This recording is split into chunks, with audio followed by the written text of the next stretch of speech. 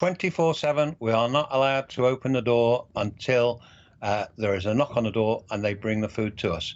Other than that, we are like prisoners. They literally just bring us 3 meals. They knock on the door. They're standing outside all masked up, and they hand you a tray, and then they come back and pick up the empties. It is like a prison. A posh prison. So the curtains are closed because it's pitch black at night outside right now, and this is the living room part of our cabin, or stateroom as they call it. So let me show you.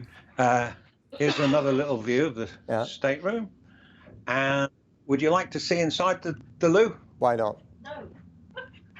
So here we've got walk-in wardrobe, little cupboard there which has got a safe in. Now you're going to wait a minute because Sally's got some underwear hanging up in the bathroom, so just wait a minute. But it's a nice little bathroom, and it's got the Japanese toilet, which is really good. And that is my favourite thing I love in England. Heated toilet seat with all the different types of flushes. Oh, it's unbelievable. It's wonderful. It's the only entertainment, I think. No, but yeah, we are very, very comfortable in here, but it's not the same for a lot of passengers.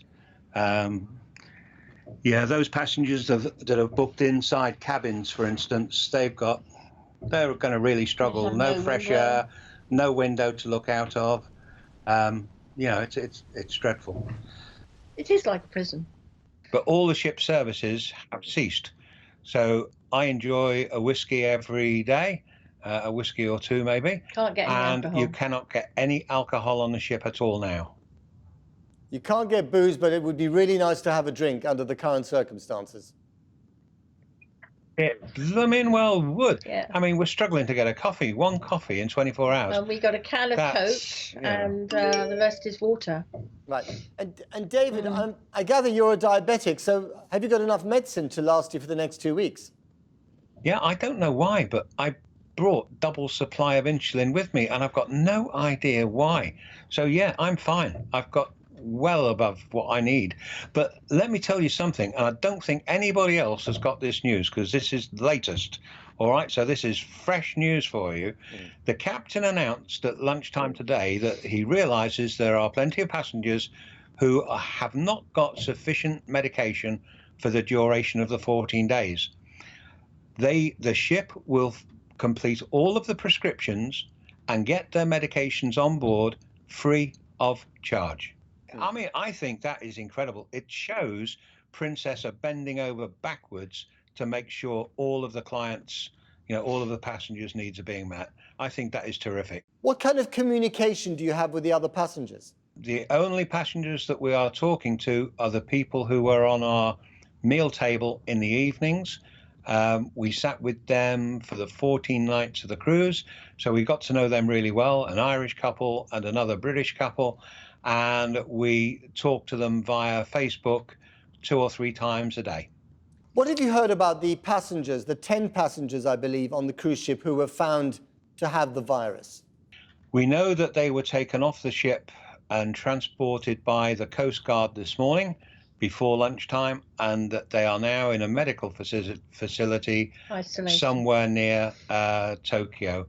That's all we have heard. And I know that there are 3,500 people on this ship, which is an awful lot, but have you been trying to imagine who they were and whether you were in any close contact with them?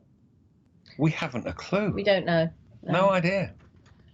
Right. We know that the gentleman who got off at Hong Kong, who I believe created the entire situation on the ship, we know he was swimming in the swimming pool. Now, we have not been in the swimming pool. But anybody else that may have been in there with him, that, you know, I don't know. It's just speculation.